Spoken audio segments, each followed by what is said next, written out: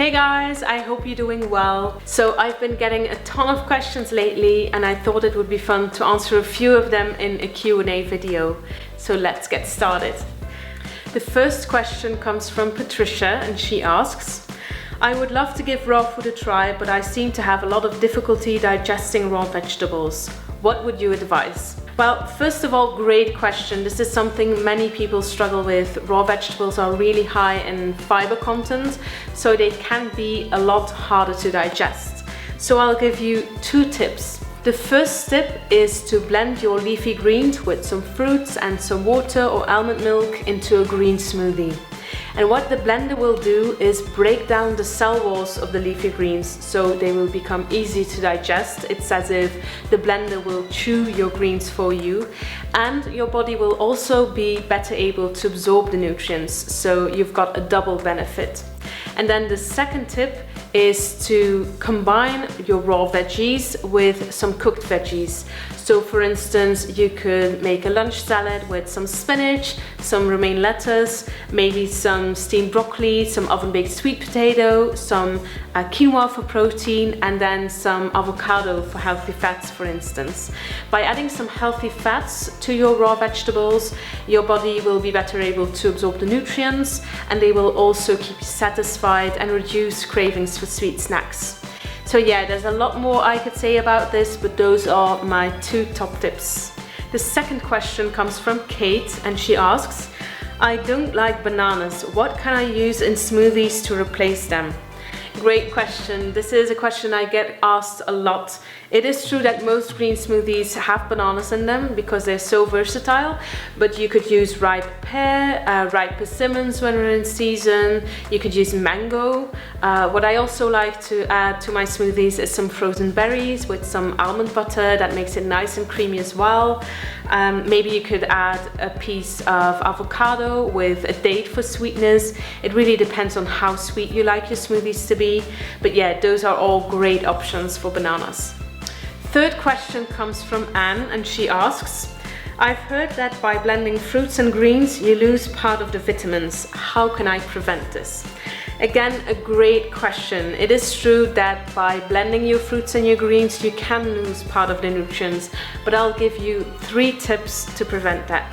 First of all, the most important tip is to invest in a really high quality, high speed blender like the Vitamix Blender. That's my personal favorite. There are many brands out there, but high speed blenders will really make a huge difference. They'll have your smoothie nice and creamy in no time, so you won't have to overblend your fruits and vegetables. Then what I also like to do, the second tip, is to add some frozen fruits to my morning smoothies. Not a lot. You don't want a cold smoothie, especially during winter time, but enough to keep the temperature of the smoothie down so you won't have to heat your fruits and vegetables, so you'll preserve most of those precious nutrients. And then one last tip is to have your smoothies as fresh as possible. It doesn't mean that you have to wake up really early in the morning to blend your smoothie. You can perfectly make it at night and then have it, the next morning with you on the go. But don't store it in the fridge for several days because then of course the nutrient content will decrease. Next question comes from Judy and she asks, I'm thinking of investing in a powerful high-speed blender. Which one would you recommend? Well, great question. As I just mentioned, my personal favorite is the Vitamix Blender. I've tried so many brands out there and this is still my #1 choice. It gives you the smoothest, the creamiest results in no time. And I use it for smoothies, for juices, to turn nuts into nut cheese, to make sauces and dressings. You can use it to make soft serve ice cream with frozen banana, mango or berries. What else? You can make your own natural sweeteners like date syrup by blending dates and water. Really, there's so many things you can do with it. So if you have to invest in one piece of equipment, I would advise you to invest in a really good high-speed blender. And then a question from Susie. She asks, Hi Julie, I have a question from my husband Steve, who is really missing his bread since we started eating raw and gluten-free.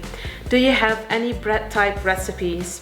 Yes, absolutely. There are 2 bread recipes in my book, Vegan and Raw, one sweet one for banana bread. You can have it as a breakfast, as a snack, or even for dessert. And then I've got another one which is a savory type of recipe. It's breakfast bread with almond flour, tons of seeds, and it even has zucchini in it. So those are two types of bread I like to make. And then my book also has a recipe for Italian flax crackers, which are really great if you like something crunchy with your salads or your soups. And what I also like to do when I don't have time to make bread or crackers, or when I don't have anything left at home, is to get some rice cakes or corn cakes at the health food store and use those in as type of bread or cracker. And then one last question comes from James, and he asks, do you add protein powder to your smoothies, and if so, what brand would you recommend? Yes, I do add protein powder to my smoothies. The brand I'm currently using is Sun Warrior Vegan Vanilla Protein. I'll ask Simon to hand it over. Thank you. So there are many brands out there, but in Belgium, where I live, it's very hard to get a hold of them. So Sun Warrior Vanilla Protein has 16 grams of protein per scoop, and it's made with pea, cranberry and hemp protein.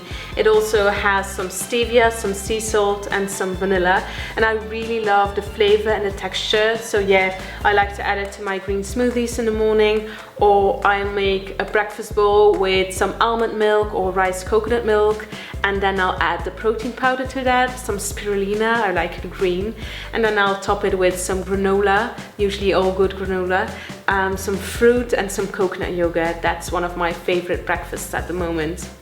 Okay, so that's it for today, guys. I hope you enjoyed this video. If so, give it a thumbs up, and if you're not already subscribed, please do so. That helps a lot.